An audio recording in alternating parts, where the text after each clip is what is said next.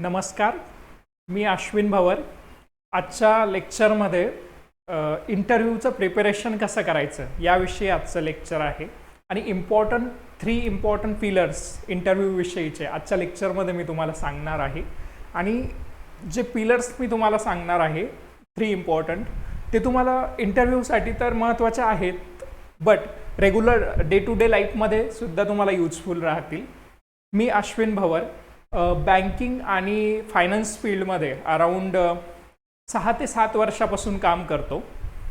आजचं interview सेशनचं intention असं की बऱ्याच वेळा इंटरव्ह्यूची तयारी कशी करावी किंवा HR च्या अँगलने प्रिपेअर कसं व्हावं त्यासाठी हे सेशन आहे. त्या बाकीच्या टेक्निकल टर्म्स वगैरे या सेशनमध्ये नाही आहे, बट इम्पॉर्टंट पॉईंट जो HR चा असतो त्यासाठी हे सेशन आहे.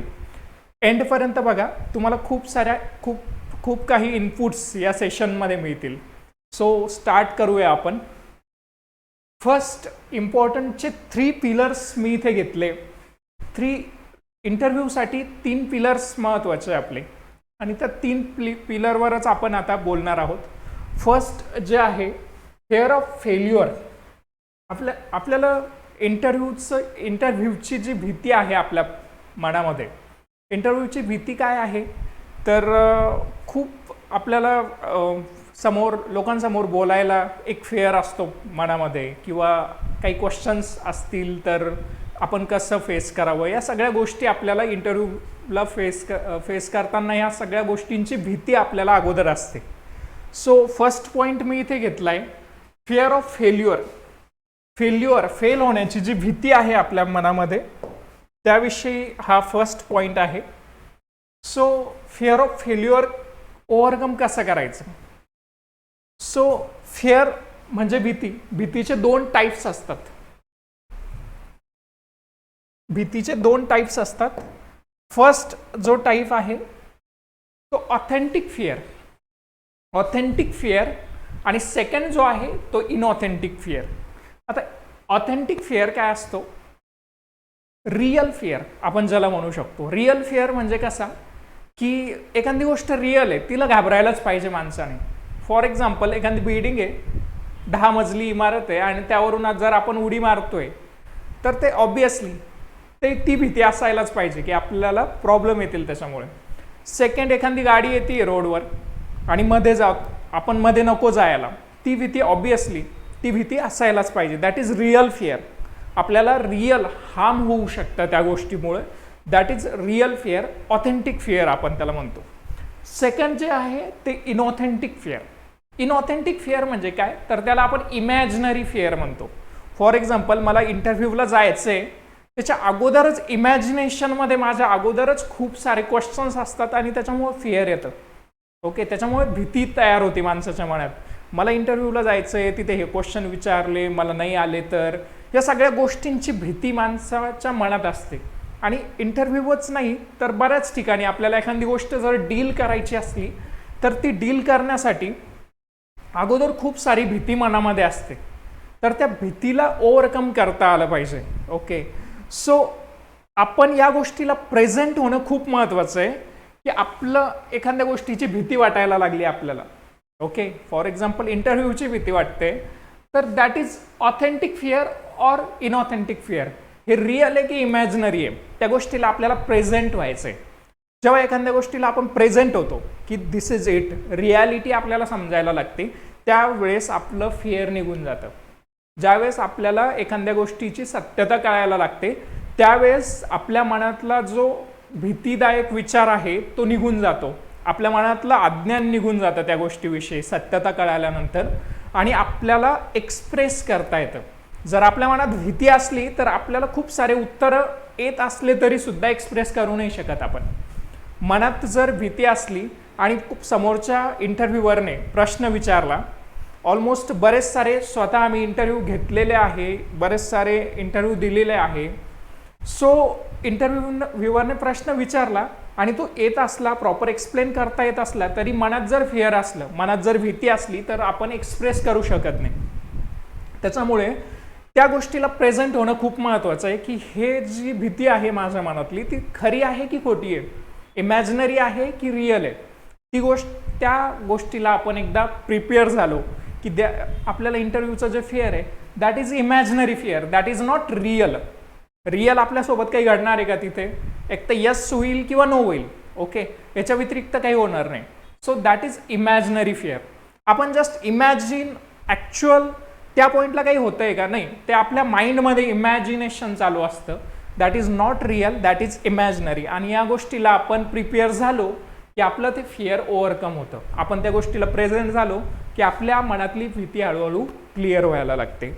सो महत्त्वाचं आहे या स्लाइडमध्ये, महत्त्वाची गोष्ट म्हणजे आपल्याला जस्ट प्रेझेंट व्हायचं आहे की हे इमॅजिनरी आहे की सत्य आहे. ओके, मग इमॅजिनरी असल्यावर तर आपण इंटरव्ह्यू फेस इझिली करणारच आहे. सो सेकंड स्लाइड घेऊ आपण. फिअर आपलं ओव्हरकम झालं की नंतर आपण एक्सप्रेस करायला लागतो. ओके, सेकंड आपण स्लाइड घेऊया. कम्युनिकेशन. कम्युनिकेशनमध्ये बऱ्याच लोकांना काय वाटतं, मी किती इफेक्टिव्हली बोलतो किंवा माझं इंग्लिश किती प्रॉपर आहे किंवा मी किती चांगलं एक्सप्रेस करू शकतो, किती चांगलं बोलू शकतो, मी किती इफेक्टिव्हली मॅक्सिमम बोलू शकतो, त्या गोष्टीला कम्युनिकेशन समजतात लोक. बट कम्युनिकेशनचा हा एक पार्ट आहे की तुम्ही किती चांगलं बोलू शकता, that is one single part. But original communication हे तुमचं 80% कम्युनिकेशन हे तुमचं लिसनिंगमध्ये असतं, ऐकण्यामध्ये असतं. जर तुम्ही प्रॉपर ऐकलं तरच तुम्ही त्या क्वेश्चन्सचा ॲन्सर देऊ शकता. म्हणजे तुम्ही जर एखाद्याला प्रॉपर ऐकत असाल तरच तुम्ही, फॉर एक्झाम्पल व्ह्यूअरला तुम्ही जर प्रॉपर 80% त्याचा क्वेश्चन काय आहे, what he want exactly from you, हे जर तुम्हाला प्रॉपर कळालं आणि तुम्ही समोरच्याला केव्हा ऐकू शकता, जेव्हा तुमच्या मनात भीती नसेल कोणत्या प्रकारची. आपण फर्स्ट पॉईंट आपण फिअर क्लिअर केला, आपल्या मनातली भीती काढून टाकली. दुसरा पॉईंट आहे, जेव्हा भीती निघाली तेव्हा आपण प्रॉपर ऐकायला लागतो समोरच्याला. आणि ऐकायला लागणं म्हणजे काय, तर फॉर एक्झाम्पल फक्त शब्द ऐकणं नाही, त्याच्या बियॉन्ड त्याचे इमोशन्स काय असतात ते सुद्धा ऐकणं. फॉर एक्झाम्पल आपलं घरचं उदाहरण देतो मी तुम्हाला. सकाळी आपल्याला आई उठवते, ओके, शिव्या घालवून उठवते किंवा ओरडून उठवते आपण जर उठत नसलो सकाळी तर याच्या मागचं इंटेन्शन काय असतं आईचं, की आपल्याला चांगली हॅबिट लागावी, आपल्या लाईफमध्ये ग्रोथ व्हावी. ओके, हे त्याच्या बियॉन्डचं लिसनिंग आहे. ओके, म्हणजे शब्द महत्त्वाचे नाही तिथे, तर इमोशन्स आणि फिलिंग्स आपल्याविषयीच्या, आपल्या आईच्या, त्या महत्त्वाच्या आहे. फॉर एक्झाम्पल सेकंड थिंग, आपल्या फ्रेंड सर्कलमध्ये एखादा मित्र आपल्याला एखादी गोष्ट सांगतो, ओरडून सांगतो, शिवी देऊन सांगतो, बट आपण ती शिवी पकडतो का? नाही. तर त्याच्या मागचे जे इमोशन्स आहे, ओके, ते आपल्याला रीच होतात की याचे इंटेन्शन्स आपल्याविषयी चांगले, आपल्या ग्रोथसाठी हा स्टँड आहे, त्याच्यामुळे आपल्याला ओरडून सांगतोय किंवा आपल्यावर प्रेशर टाकून सांगतोय. ओके, या गोष्टी आपण ऐकतो. हे त्यांना सांगितलेलं असतं का आपल्याला? नाही. तर आपल्याला हे बघायला मिळतं. That is real listening. Okay, आणि 80% कम्युनिकेशन हे लिसनिंगमुळे येतं. एखाद्या लाईफमध्ये एखादी गोष्ट होत असली किंवा एखादं कोणी बोलत असलं तर आपण त्याच्या पाठीमागचे इमोशन्स, फिलिंग्स ह्या जर आपण समजून घेतल्या तर आपलं तिथं रिलेशन ग्रोथ होतं. सेम इंटरव्ह्यूमध्ये आहे. जेव्हा तुम्ही इंटरव्ह्यूला प्रॉपर ऐकता, त्याच्या इमोशन्स, त्याच्या कंडिशन्स काय आहे, तुम्हाला त्याला काय हवं आहे तुमच्याकडून किंवा त्याला exactly what he want from you, त्या ऑर्गनायझेशनला तुमच्याकडून काय एक्सपेक्ट आहे, हे जेव्हा तुम्हाला कळतं त्यावेळेस तुम्हाला त्या गोष्टी रिअलाइज होतात आणि तुम्ही तेवढंच बोलता की जेवढं गरजेचं आहे. जेव्हा तुम्ही 80% समोरच्याला ऐकता त्यावेळेस तुम्ही 20% म्हणजे तेवढंच बोलता की जेवढं गरजेचं आहे. 1 ते 2 सेंटेन्स तुम्ही बोलले तरी ते ॲन्सर सफिशियंट असतं. का? कारण तुम्ही त्याला प्रॉपर एक्झॅक्ट रिक्वायर्ड ॲन्सर दिलेलं असतं. That is real communication. So महत्त्वाची गोष्ट आपल्याला लक्षात घ्यायची आहे, लिसनिंग ॲबिलिटी आपल्याला वाढवायची. व्हॉट ऑर्गनायझेशनला एखाद्या वेळेस आपल्याकडून काय हवंय हे लिसन आपल्याला करता आलं पाहिजे. म्हणजे ऐकण्याची जी क्वालिटी आहे आपली कम्युनिकेशनमध्ये, महत्त्वाची गोष्ट म्हणजे ऐकण्याची जी क्वालिटी आहे ती आपली इन्क्रीज झाली पाहिजे. ओके, आपलं फेअर झालं, त्याच्यानंतर आपलं लिसनिंग, कम्युनिकेशन प्रॉपर असलं की त्यानंतर थर्ड जो पार्ट येतो ॲक्टिव्ह थिंकिंग. आता ॲक्टिव्ह थिंकिंग काय आहे ते बघूया आपण. ॲक्टिव्ह थिंकिंग म्हणजे काय, तर एखाद्या गोष्टीवर एक अजेंडा घ्यायचा लाईफमध्ये, तुम्हाला इंटरव्ह्यू असो किंवा लाईफमधला कोणताही प्रॉब्लेम असो, त्या प्रॉब्लेमवर मला 10 मिनटं फक्त त्या प्रॉब्लेमचाच विचार करायचा आणि त्याच्यावर काय काय सोल्युशन माझ्याकडे आहेत, दुसऱ्याला न विचारता शांत बसायचं एका ठिकाणी आणि माझ्याकडे काय काय सोल्युशन्स आहे स्वतःला ॲनालाइज करायचं. फॉर एक्झाम्पल, मला एखादी गोष्ट करायची आहे, ओके, मी आता हे लेक्चर रेकॉर्ड करतोय किंवा मला सांगायचं आहे तुम्हाला इंटरव्ह्यू विषयी, सो मी अगोदर एक 10 मिनटं बसलो आणि विचार केला की कोणत्या गोष्टी गरजेच्या आहे, विद्यार्थ्यांना कोणकोणते प्रॉब्लेम्स येतात इंटरव्ह्यू फेस करताना. विद्यार्थ्यांना अनेक इंटरव्ह्यू मी घेतले विद्यार्थ्यांचे, सो तेव्हा क्लिअर झालं की कोणकोणते इश्यू येतात किंवा कुठे विद्यार्थी स्टक होतात. त्याच्यामुळे हे सेशन रेकॉर्ड केलं आणि 10 मिनटं ॲक्टिव्ह थिंकिंग केली. किंवा मला इथून बाहेर गावी जायचं, फिरायला जायचं आहे, सो मी 10 मिनटं बसणार आणि त्याच्यासाठी प्लॅनिंग करणार 10च मिनटं, आणि त्या कोणताही प्रॉब्लेम असो लाईफचा, त्या 10 मिनटात आपल्याला खूप सारे सोल्युशन्स मिळतात. फक्त फोकस ठेवून 10 मिनटं त्याच गोष्टीविषयी विचार करायचा, दुसरा कोणताच विचार नाही येऊ द्यायचा. ठीक आहे, येतात विचार, नंबर ऑफ थॉट येतात अशा वेळी, बट ते ड्रॉप करायचे आणि परत फोकस व्हायचं जो आपला पार्ट आहे. सो इंटरव्ह्यूविषयी कशी ॲक्टिव्ह थिंकिंग करायची. सो इंटरव्ह्यूला गेले तुम्ही, काय काय क्वेश्चन्स असतील. फॉर एक्झाम्पल, बँकिंगचा इंटरव्ह्यू आहे, बँकिंगसाठी कोणकोणत्या गोष्टी महत्त्वाच्या आहेत. तर फर्स्ट विचार केला आपण, HR राऊंड महत्त्वाचा असतो. फर्स्ट HR मध्ये कोणकोणत्या गोष्टी महत्त्वाच्या आहेत तर त्या रिकॉल करायच्या आणि त्याच्यावर मी कसं प्रॉपर इफेक्टिव्हली वर्क करू शकतो हा विचार करायचा. दुसरा जो आहे बँकिंग अवेअरनेस. बँकिंग अवेअरनेससाठी मला बँकिंगच्या कोणकोणत्या टर्म्स माहिती आहे किंवा बँकिंगमध्ये कोणकोणते क्वेश्चन्स मला येऊ शकतात बँकिंग अवेअरनेसमध्ये, किंवा अजून सब क्वेश्चन्स कोणते असू शकतात. सो थोडा एक ॲनालाइज केला आपण 10 मिनटं. सो नंबर ऑफ गोष्टी क्लिअर होतात आणि त्या क्लिअर झाल्यामुळे आपल्याला कंप्लीट क्लिअरिटी येते आणि कॉन्फिडन्स बिल्ड होतो. फिअर क्लिअर झालं आपलं, कम्युनिकेशन विषयी लिसनिंग वाढली, त्याच्यानंतर आपण ॲक्टिव्ह थिंकिंग केली. हे 3 इम्पॉर्टंट फिलर आहे. फिअर क्लिअर झालं, कम्युनिकेशन प्रॉपर झालं आपलं, म्हणजे आपली लिसनिंग ॲबिलिटी वाढली, त्याच्यामुळे आपण इफेक्टिव्ह बोलायला लागतो की जेवढं गरजेचं आहे तेवढंच. आणि थर्ड, ॲक्टिव्ह थिंकिंग.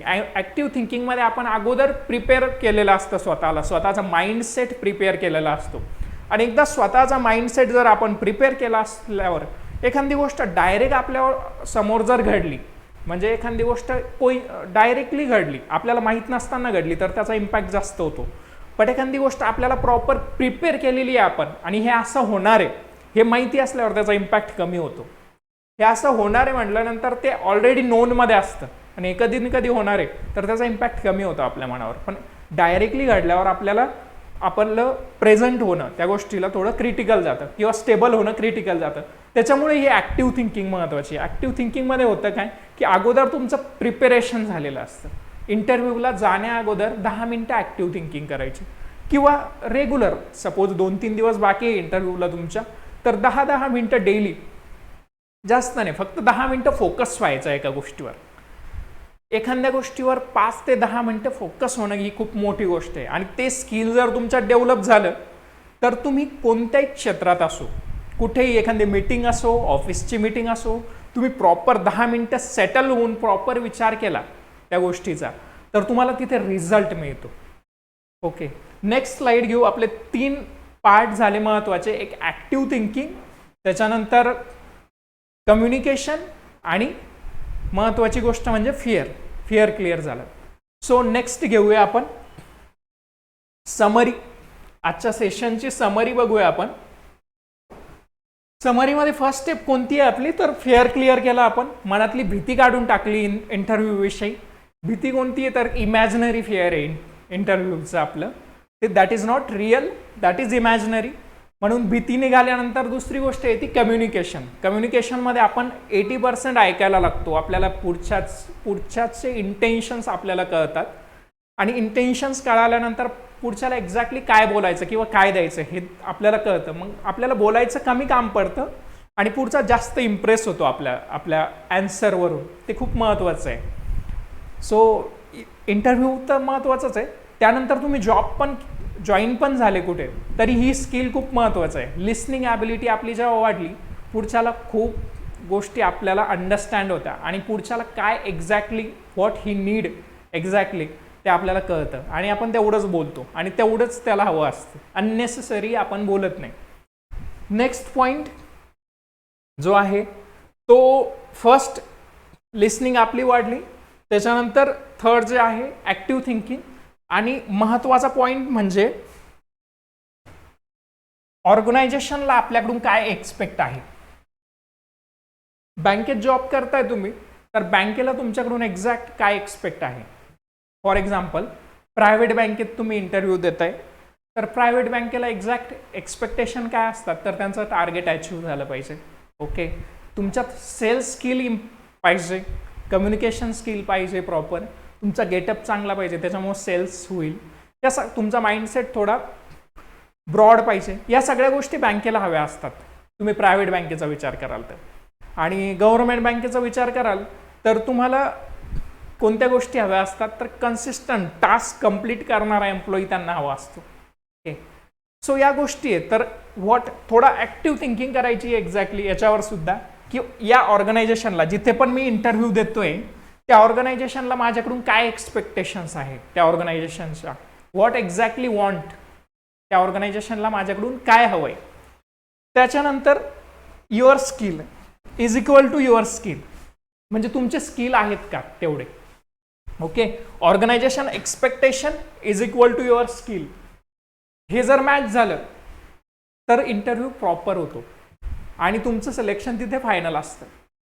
सो ह्या गोष्टी सर्व महत्त्वाच्या आहेत.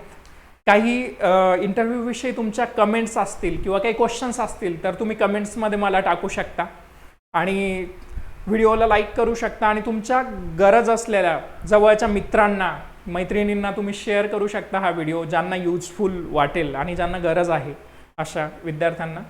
Thank you for watching. थँक्यू.